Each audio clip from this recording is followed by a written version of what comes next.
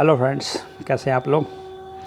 आज हम बात करेंगे कि म्यूचुअल फंड में जो इन्वेस्टमेंट करते हैं लोग और एसआईपी के थ्रू इन्वेस्ट करते हैं, जिसकी सलाह आपने देखा होगा बहुत सारे लोग देते हैं।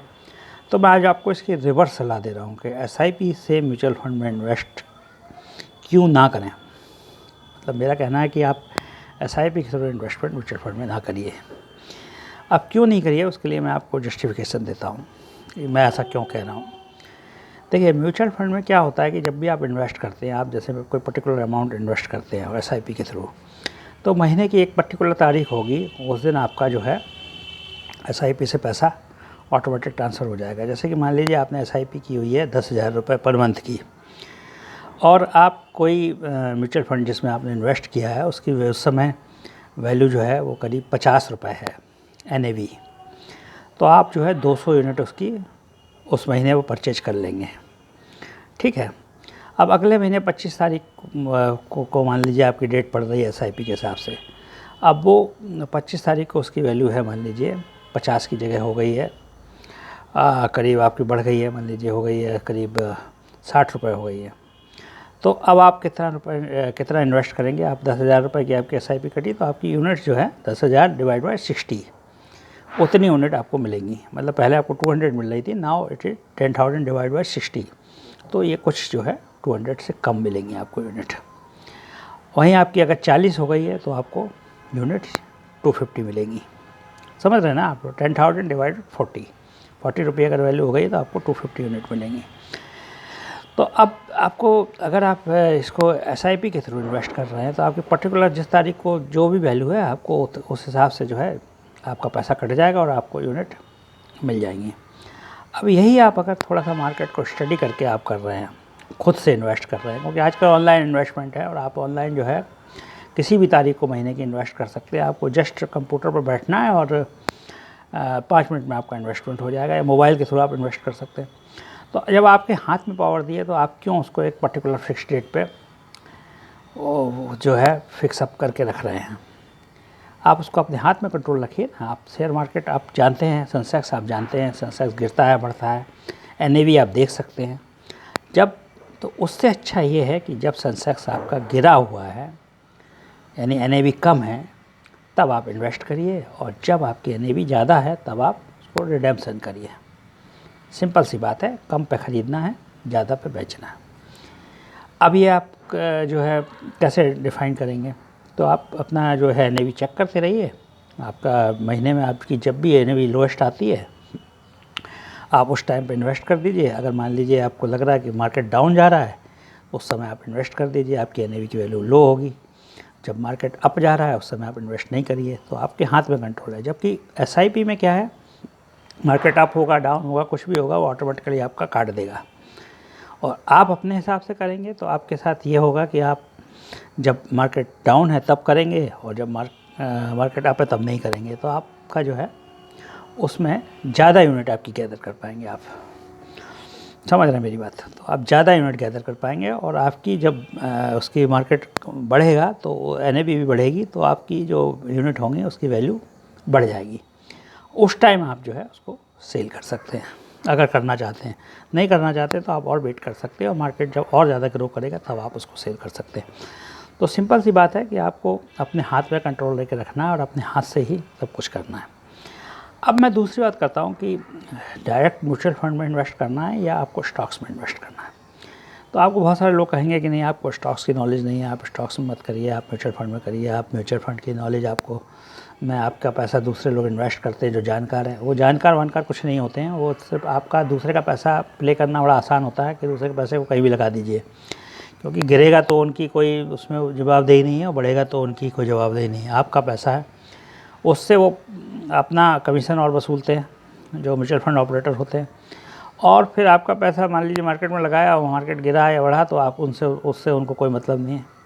उनको अपना कमीशन जितना है वो पूरा चाहिए। तो भाई इससे अच्छा ये कि हम डायरेक्ट स्टॉक में इन्वेस्ट करें ना। अगर हमको करना है तो हम अच्छे में करेंगे, और वो लोग तो उठा के किसी में भी कर देते हैं, क्योंकि उनका खुद का नहीं होता तो वो इतना दिमाग क्यों लगाएंगे। दूसरे का पैसा लिया और लगा दिया कहीं भी, घाटा हुआ तो उसका हुआ, फ़ायदा हुआ तो उसका हुआ, उनको तो अपना कमीशन मिल रहा है। तो मुझे तो जो है ये म्यूचुअल फंड जो है बहुत ज़्यादा इस मामले में कभी कुछ लगा ही नहीं कि अच्छा है। और देखा जाए तो इसमें लोगों का पैसा भी बहुत ज़्यादा बढ़ता नहीं है और किसी ने बहुत ज़्यादा इसमें फ़ायदा है नहीं। अगर फ़ायदा होता तो इतने सारे क्रिकेटर्स को बुला के और इतने सारे लोगों को बुला के ऐड नहीं करते, ऑटोमेटिकली लोग इन्वेस्ट करते। जैसे आप देखिए बहुत सारी पोस्ट ऑफिस की स्कीम्स है, इसका कभी कोई ऐड नहीं आता क्योंकि सबको पता है कि वो स्कीम्स अच्छी हैं और लोग उनमें ऑटोमेटिकली करते हैं। उसमें एजेंट्स को कमीशन कम मिलता है, आपको एजेंट ढूंढना पड़ता है, तब मुश्किल से आपको मिलता है। और ये सब जो है आपके पीछे पीछे घूमेंगे कई लोग, आपके इंश्योरेंस वाले या इस तरह के लोग, क्योंकि इसमें जो है ना आपका इनको कमीशन ज़्यादा मिलता है और आपका कोई फ़ायदा नहीं है करने वाले का।